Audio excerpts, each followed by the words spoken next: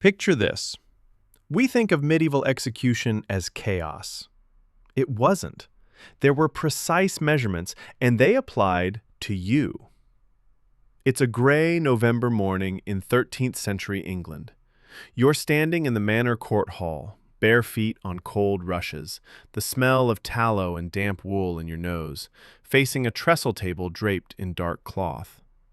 The bailiff has a sheepskin court roll spread open in front of him, a quill lying across it like a verdict already written. Your neighbor testified this morning. He said the debt you couldn't repay was actually goods concealed, stolen. Under the Assize of Northampton, theft above 12 pence is a capital felony. The difference between a fine and drowning was 1 shilling and 1 enemy. The bailiff lifts his wooden staff. Sentence is pronounced. You're walked to the pit. Oh, hey there. I'm your host, dead, cold, and here to walk you through one of the most bureaucratically precise ways the human body can shut down. We're talking about death by drowning pit, judicial submersion, hypoxic anoxic brain injury via freshwater immersion, exsanguination of oxygen, if you want to get clinical about it, the fosse, the vivarium, whatever the Anglo-Norman clerks were writing in the court roll that just sealed your fate. Now, you might think this is quick. It isn't. And the part that should genuinely unsettle you is that every dimension of the hole you're about to die in was legally specified, in writing, with a measuring rod. Sir, that is extremely bureaucratic of them. The drowning pit, called a fosse or vivarium in Anglo-Norman legal Latin, was permanent infrastructure, not improvised, not dug fresh for each execution. Many manors maintained one the way they maintained a mill. Under Anglo-Saxon dooms, specifically Ethelstan's law codes around 930 A.D., drowning in a fosse was the prescribed execution method for women convicted of theft exceeding 12 pence. It continued under Norman manorial custom for centuries. It was architecturally considered, maintained at the lord's expense. The pit keeper had a job title. The depth was legally mandated. Welsh law codes, including the laws of Hywel Dda and English manorial custom, specified a depth of at least the height of a standing man plus 1 cubit. A cubit measured from elbow to fingertip, standardized in 13th century England at approximately 18 inches. Total required depth, roughly 6.5 feet. The Lord's bailiff was legally required to verify this with a marked measuring rod before each execution. A pit found too shallow could invalidate the execution and expose the Lord to amercement at the county court. The condemned could not touch the bottom and break the surface simultaneously. That was the specification. They measured this. Before they put you in, they bound your hands behind your back with hempen cord. Anglo-Saxon and early Norman practice, consistent across records. A bound adult sinks immediately. Without leg kick propulsion, your only buoyancy is residual lung air. That empties fast. Your body at submersion carries roughly 1 liter of dissolved oxygen in the blood. Your brain burns through oxygen at approximately 3.5 mils per 100 grams of tissue per minute. An untrained adult in calm conditions loses consciousness in 2 to 3 minutes of breath hold. A panicking, thrashing peasant in cold water exhausts reserves faster, closer to 90 seconds. As little as 2 to 3 mils of water per kilogram of body weight aspirated into the lungs, roughly 150 to 210 mils for a 70-kilogram person, that's about the volume of a standard wine goblet, is sufficient to cause fatal hypoxia, less liquid than a cup of ale, destroying gas exchange across roughly 70 square meters of alveolar surface. That's about the area of a large bedroom floor. In your lungs. Gone. Here's the timeline. First 3 seconds. The pit keeper has already checked the depth with the measuring rod. The bailiff holds your left arm. You go in face first. The water is approximately 10 degrees Celsius, November in England. Your skin cold receptors fire before your brain can issue a single voluntary instruction. Cold shock. An uncontrollable inspiratory gasp triggers within 1 to 3 seconds of immersion. You inhale water on the very first breath. Your heart rate spikes hard.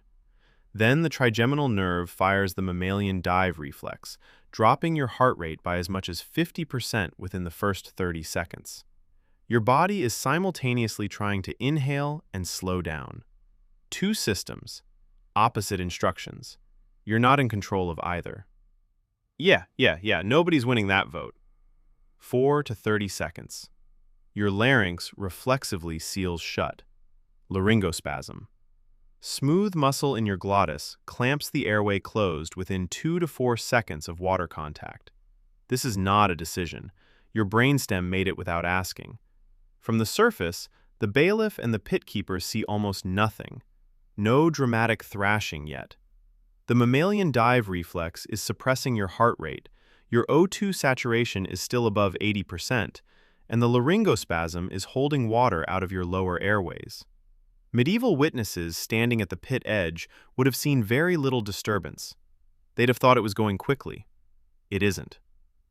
30 to 90 seconds. Your blood CO2 is climbing. The partial pressure of carbon dioxide in your blood is crossing 50 millimeters mercury. Your brainstem registers this as an emergency override. The laryngospasm cannot hold. Your O2 sat is dropping through 70%, then 60%.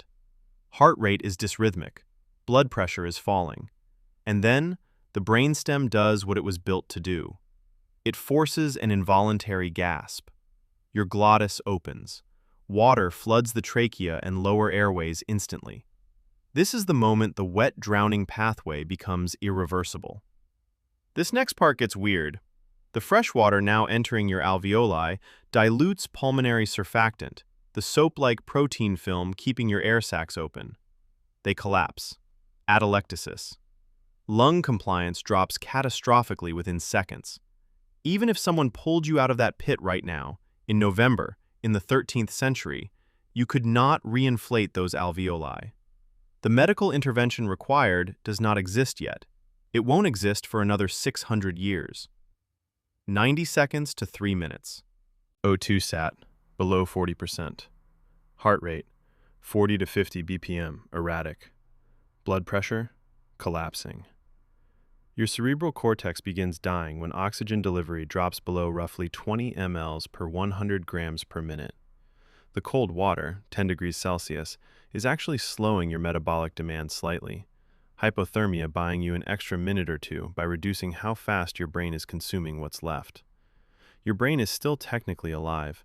You are not conscious to appreciate this. 3 to 6 minutes.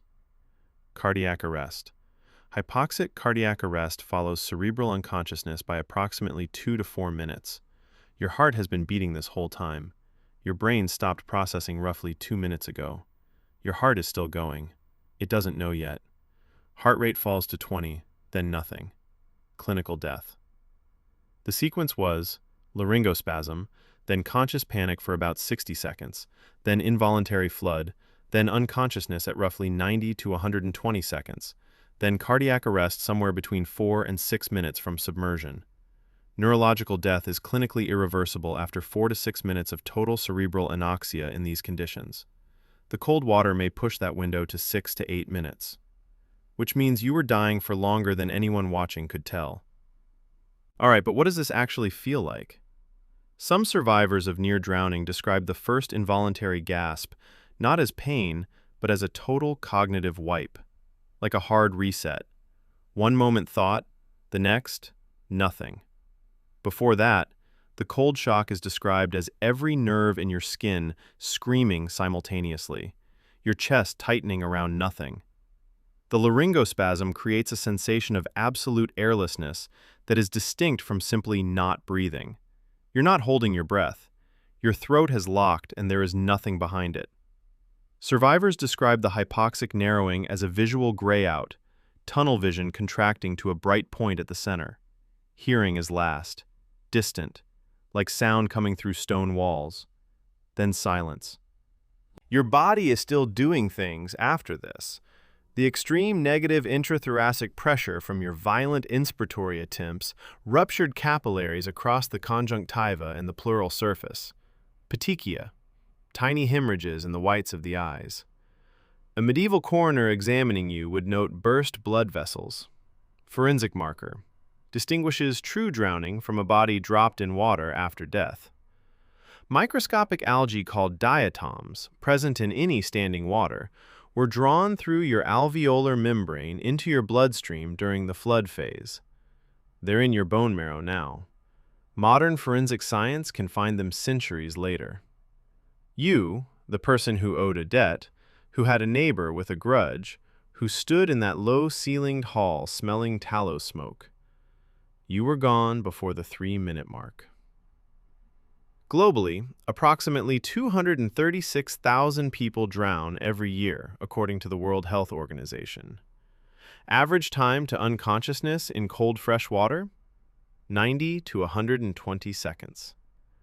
The pit you just died in was legally compliant, measured before use. The pit keeper will cover it with a grating afterward, partly to prevent escape, partly because a body in cold English water resurfaces in 2 to 4 weeks when decomposition gas makes it positively buoyant, and a corpse appearing to rise from the pit is bad optics for the Lord's authority. Don't falsify debts. Don't make enemies who know the local magistrate. Common sense, really. You had 90 seconds. The law had centuries. Hit subscribe if you want to keep exploring the worst ways to go. I'll be here. I'm dead.